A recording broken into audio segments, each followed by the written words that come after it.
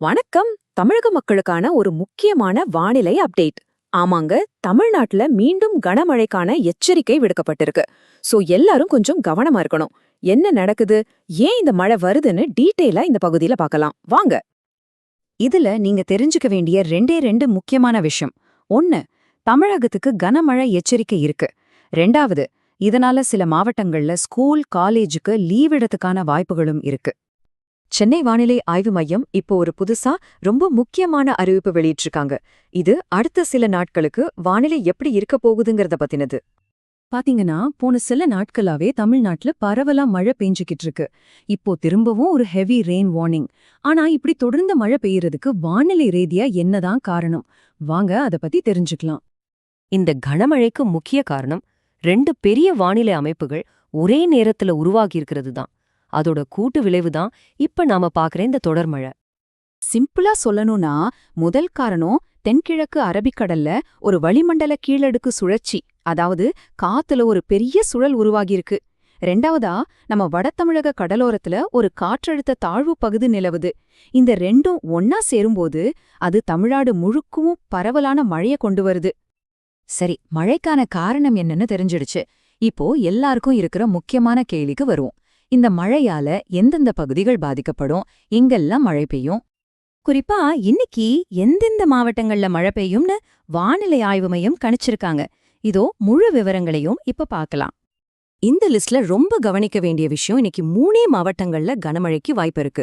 தூத்துக்குடி, திருநெல்வேலி, அப்புறம் தென்காசி. இந்த மாவட்டங்கள்ல இருக்கிறவங்க ரொம்பவே ஜாக்கிரதையா இருக்கணும்.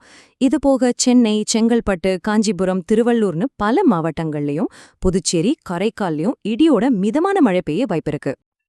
அடுத்த சில நாட்களுக்கான ஃபோர்காஸ்ட பார்த்தா இந்த மழை இன்னியோட முடியற மாதிரி தெரியல.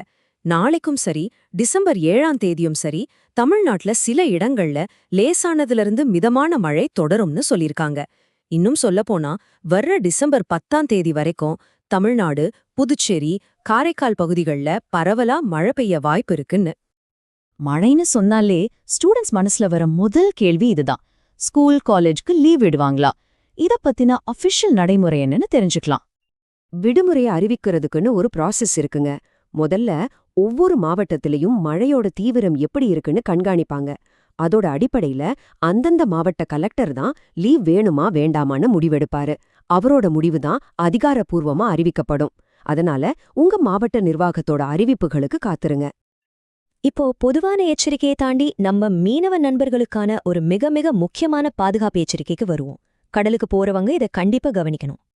ஆமாங்க, மணிக்கு 55 கிலோமீட்டர் வேகம் வரைக்கும் சூறாவளி காத்து வீசும்னு எச்சரிச்சிருக்காங்க. இது ரொம்பவே அபாயகரமான வேகம். அதனால மீனவர்கள் ரொம்ப உஷாரா இருக்கணும்.